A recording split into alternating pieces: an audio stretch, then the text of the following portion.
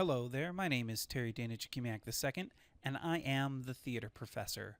Welcome to our series of vidcasts. This is tutorial number 2 for Procreate. And for those of you that are jumping in on this tutorial, make sure you jump back and look at our first tutorial of Procreate, and that can be found at www.thetheaterprofessor.com/AST2. Then you can kind of get caught up into speed and kind of catch up to where we are. Now, for those that saw the last one, you saw that we went through the original 3 brushes, how to open up and begin a new project. Well, today I want to go a little more in depth into the brush tool. So right now you can see I have a blank screen. If I zoom out a little bit, you can kind of see I just did a square item, a square canvas, so we can kind of look at it. I'm going to zoom back in though, so we can look at a couple of things. I'm going to click on my blue icon right now, which is my brush icon. Do a quick reset. I've been playing with this so that I knew what I was going to be talking about. And we're going to start in the bottom. We're going to start with source. And I want to kind of, again, go over the source. I went over it a little bit in the first tutorial. And I want to show you exactly what the source of each of our brushes are made of. You can see there we have a shape source and a grain source. So essentially, if I were to take my brush and if I were to stamp it onto the screen one time, it would be in that shape there, and it would have that grain as the fill-in for the shape. Okay? So, and that's going to be important here in a few minutes as we look at a couple of the other settings. You can change each of these if you wish. I'm not going to. You can also change, what I'm doing here is the white part is the part that's actually the shape. So if I click it, so what would happen here is that square would be the shape with kind of an opening in the middle. And down here you can select shape.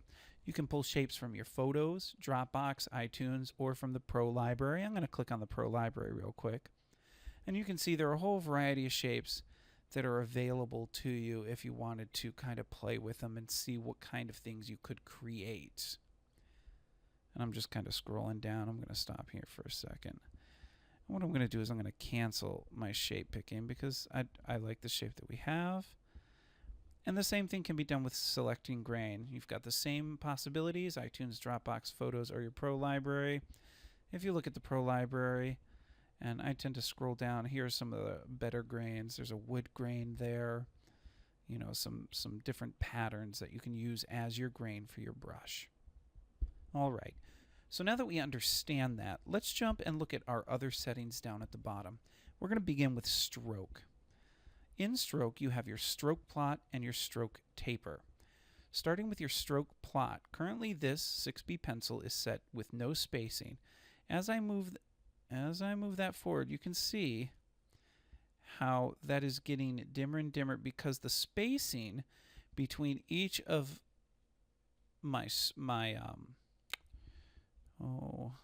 I forgot the name of the source, shape source. Thank you. The spacing between each of my shape source is growing as I increase this. So you can see if we have it at 0, our line looks like this. If we take our spacing, say, up to 92%, our line looks like that. Same thing can be done with jitter, and I'm going to leave this at about 60% so you can see the jitter. Jitter, see how it spreads out? Comes back together, spreads out. So if I leave my jitter at 0, we get a line like this. If we take my jitter up to 100, you see how it's kind of all over the place? And each of those is essentially one stamp of our shape source. Going back in, I'm going to reset, so we're back to our original settings. And now I want to look at the stroke taper down here. You'll see you have a start, end, opacity, and size. Notice on this one, the start is at 0, and our end is at max. And if you look at the drawing up top, you'll notice that the end of the line has a taper, but the beginning does not. If I take the start and I move it, you start to see the taper at the beginning as well. And the same can be done with the ending. If I start to take the ending down, we start to lose the taper on the back side. So how does that translate into the drawing? Okay, well, if I come in here, notice the taper at the end, but there's no taper at the beginning. If I come back in and put a taper at the beginning, notice now the taper is at the beginning. Okay? So all of those can be adjusted.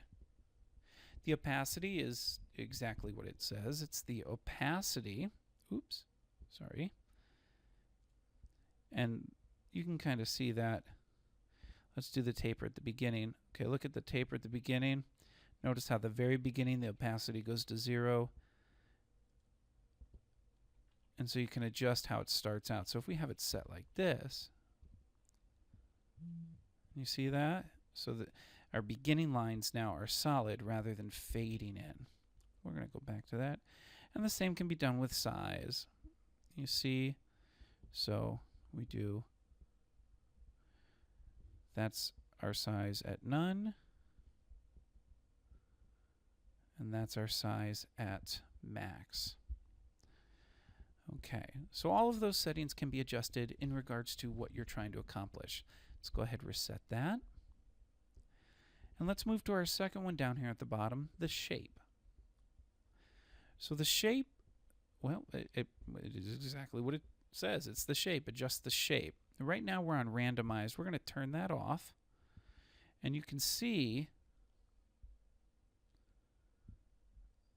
let me turn my rotation up. Pencil might not be the best thing to look at for this one. Well, if you hit the I button here, it'll tell you a little bit about shape. What is shape? And it's scatter, and it's rotation. And unfortunately, this, because of the size of the brush, is not going to give us enough of a variance for us to be able to see it. So what I might do is switch to another brush here in a second. Let's do that real quick. Let's click Done. Maybe go to one of our painting brushes. Click that. Yeah, there we go. Okay. So now you can see the scatter of the shape really change there. And you can change the rotation of the scatter from inverted to static, meaning it doesn't change, to a follow stroke. So, ooh, this is too big. Too big. Make smaller.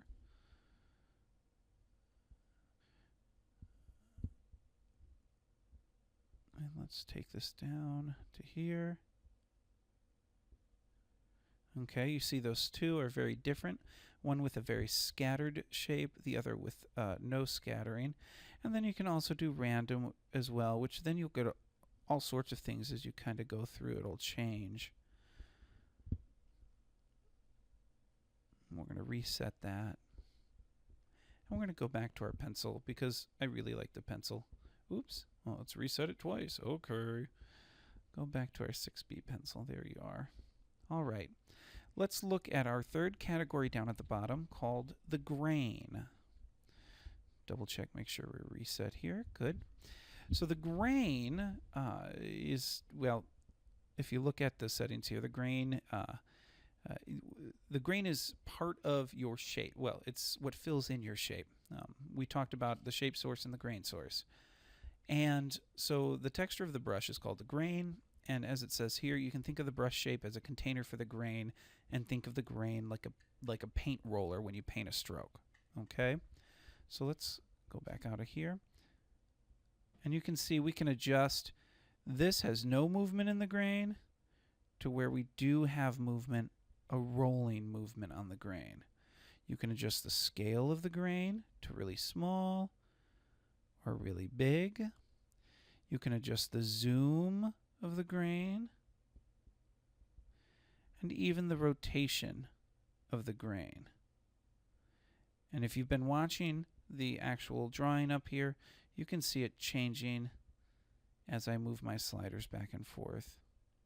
Okay, and again, this is another one area where if I were to choose a different brush, say, let's choose maybe the oil pastel. Let's see how that one does.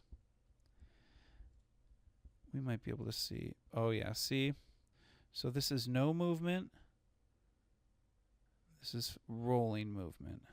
And small scale, large scale. You zoom and you zoom out. And rotation. And reverse rotation. Okay? Let's go ahead and reset that. Now let's look at the dynamics. Dynamics are next setting down here at the bottom.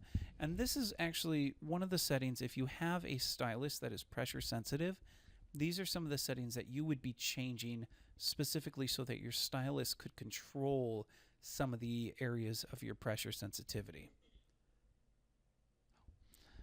So let's look at color mix first.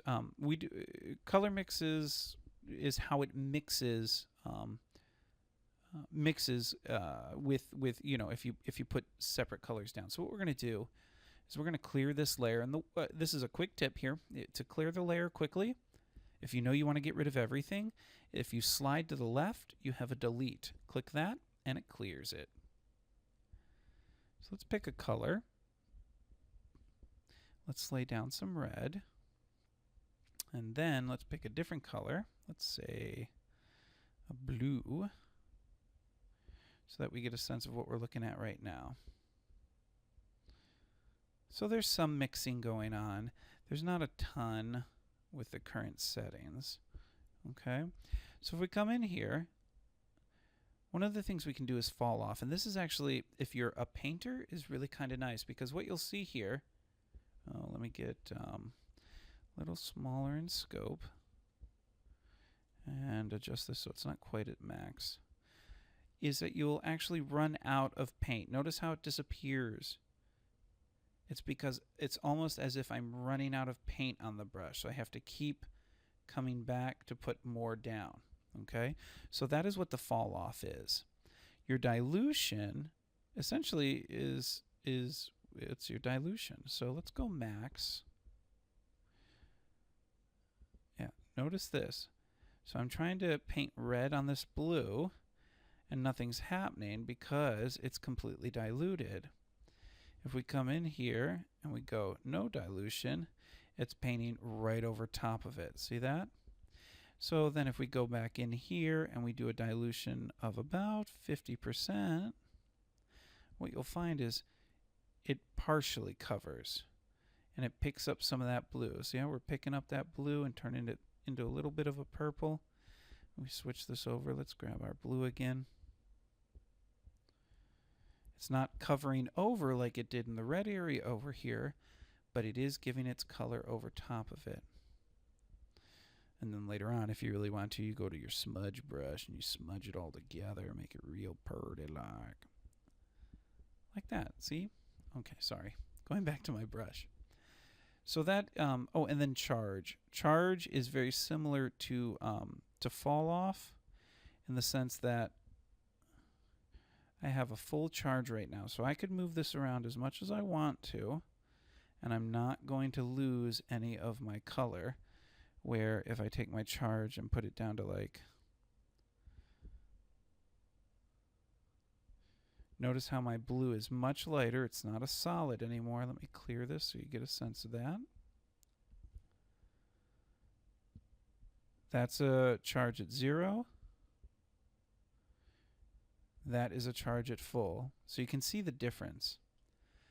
The next thing is glazed, and you'll see glazed a lot. I'm going to reset this and go to my painting ones. You'll see glazed a lot with our brushes over here. So if you look at the brush, you'll see that glazed is turned on. And what that means is, let's make sure we're pretty big, is I put one layer down. Notice I put the second layer down halfway, and where it did not go over top, it matches the color. But where it did go over top, it created slightly darker. And if I were to come over that area again, it would start to go darker and darker and darker.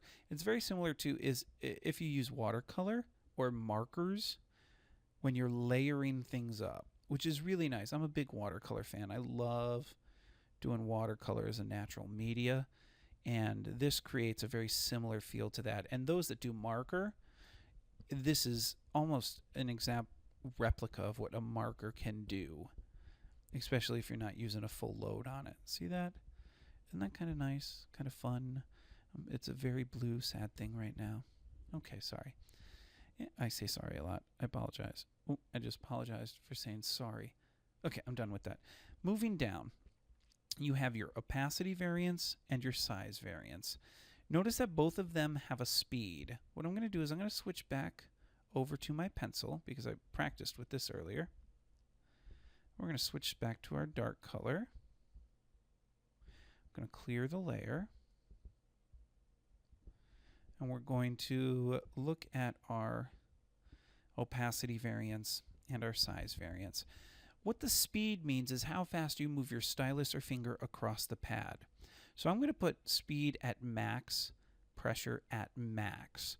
So what that means is if I go slow, it's very dark. If I go fast, it's much lighter. Okay. Now you notice the beginning is a little darker. That's because I move a little slower. When you put your pencil first down, it's a little slower. But you see how that's lighter versus if I go very slow. Now if I switch this so that there's no speed difference, that's slow, that's fast. See how they're the same color? So if you don't have a pressure-sensitive stylus, one of the ways you start to learn how to do this is to adjust the speed to a certain setting. And then however fast you move depends on how thick or dark your line is. We're dealing with opacity right now. You can also do this with your size variance. So what we're going to do is I'm going to take this down to 0 and do the size variance and bring that up to full. So if I go really slow versus if I go really fast. Notice they're thin now. Slow, fast. I feel like I'm Grover. Near, far. Okay, good. So there are those settings as well. Now, if you have a pressure-sensitive stylus, what you want is you want your pressure at max, and you take your speed down to 0. And that way your pressure, how hard you're pressing, is creating either the size variance or the opacity or both. Okay? And you can play with the jitter too. I don't really mess with the jitter when I'm dealing with these. Finally, our last button on the bottom is our general button. And this is very simple things such as our stamp preview, our orient to iPad screen, because I tend to rotate my iPad screen. Size limit is important. Notice that this one is set as 11%. If I were to increase that, notice how it got bigger? Which means if I'm out here and you see my size over here is at max. So look how big that is now. If I go back to my 11%, roughly,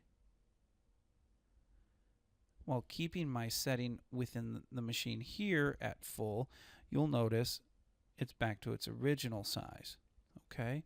So this is essentially your overall size maximum and your overall size minimum. Same thing with opacity. This is your overall max, overall min, and you can't go any higher or lower than these with what you have within the program off to the left over here. Those are your general settings. Well, I hope this has been a little helpful. These settings are actually the exact same settings when you go into your smudging or your erasing. So the next tutorial I will not be going through smudging and erasing in the same way, but I did want to show you kind of how you can set up your own brushes. What we'll be doing in our next one is actually starting to do a little bit of drawing within the program and start to understand a little bit of how the workflow goes.